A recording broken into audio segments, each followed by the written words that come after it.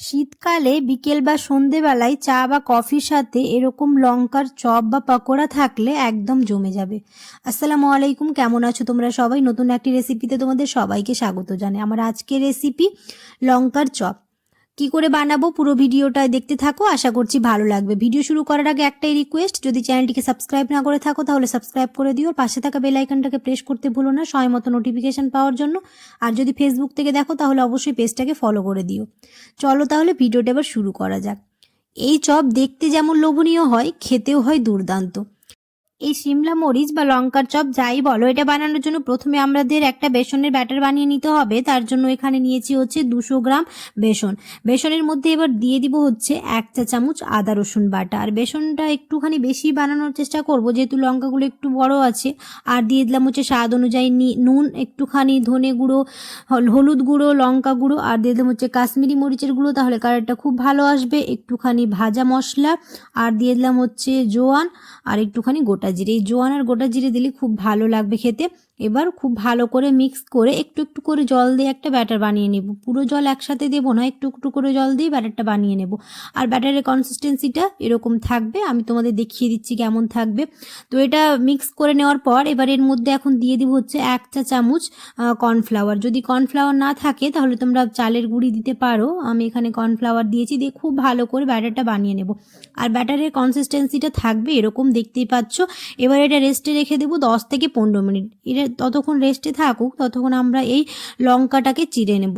এই 2-3 জায়গায় এরকম করে চিড়ে নেব, তাহলে লঙ্কার মধ্যে সেই মশলার ব্যাটারটাও ঢুকে যাবে আর এটা এর মধ্যে নুনটাও চলে যাবে, তাহলে খুব ভালোভাবে সেদ্ধ হয়ে যাবে। তাই 2-3 জায়গায় এরকম করে চিড়ে নেওয়ার চেষ্টা করবে। আশা করছি আমার আজকের রেসিপি তোমাদের ভালো লাগবে। আর চা বা কফির সাথে সন্ধেবেলায় এরকম যদি চপ থাকে তো জমে যাবে। আলুর চপ বা এমনি চপ তো আমরা প্রায় খেয়ে থাকি, শীতকালে এরকম সিমলা মরিচ বা এই লঙ্কার চপ বানিয়ে দেখবে, দুর্দান্ত হবে খেতে। তো এরকম করে সবগুলো এবার চিড়ে নেব। অনেকেই আছো ভিডিও দেখে চলে যাচ্ছ, সাবস্ক্রাইব করো না, অবশ্যই সাবস্ক্রাইব করে দিও। আর ফ্রেন্ডস আর ফ্যামিলির সাথে বেশি বেশি করে ভিডিওটা শেয়ার করে দিও, তাহলে আমার ভিডিও বানাতে খুব ভালো লাগবে। আর আমার পাশে থেকেও তোমরা সবাই। সবগুলো এরকম করে চিড়ে নেব। আর এখানে আমি প্রায় 9 পিসের মতো নিয়েছি, সবগুলোই আমি বানাবো। তোমরা যে কোয়ান্টিটি করবে সেই অনুযায়ী নেবে। তো আমার এখানে সবগুলো কাটা হয়ে গেছে। আর এখানে ব্যাটারটা 15 মিনিট রেস্টে রাখার পর দিয়ে দিলাম হচ্ছে একটুখানি কালো জিরে, 1 চিমটে বেকিং সোডা, আর একটুখানি ধনে পাতা দিয়ে আবার ব্যাটারটা খুব ভালো করে মিক্স করে নেব। আর এখানে বেসনের ব্যাটারটা যত ভালোভাবে মিক্স করব তার ক্রিস্পিনেসটা খুব ভালো হবে। তো অনেকক্ষণ সময় ধরে আমি ব্যাটারটাকে মিক্স করে নেওয়ার চেষ্টা করেছি। আর ওইদিকে তেল গরম হয়ে এসছে, এবার ব্যাটারে এরকম করে চুবিয়ে খুব ভালো করে এবার ভেজে নেব। আর দেখতেই পেলে কত তাড়াতাড়ি হয়ে গেল আর কত সহজে হয়ে গেল, একদম ঘরোয়া উপকরণে যে কোনো সময় বানিয়ে ফেলতে পারবে তোমরা এই সিমলা মরিচ বা লঙ্কার চপ। তেলটা খুব ভালোভাবে গরম করে তারপরে দেওয়ার চেষ্টা করবে। আমার তেল খুব ভালোভাবে গরম হয়ে এসছে, এবার এক এক করে সবগুলো দিয়ে দেব।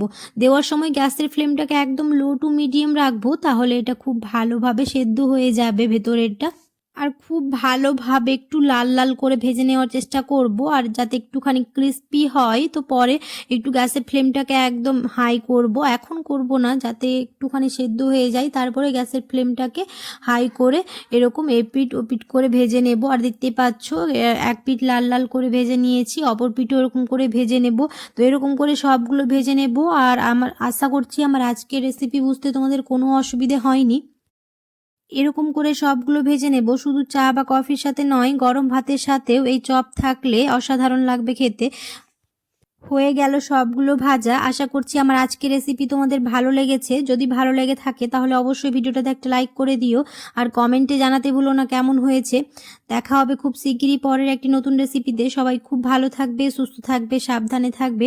আল্লাহ হাফেজ। আর দেখতেই পাচ্ছ কতটা লোভনীয় লাগছে আর কতটা ক্রিস্পি হয়েছে, তোমরা অবশ্যই কমেন্টে জানিও, আর অবশ্যই বাড়িতে ট্রাই করে দেখতে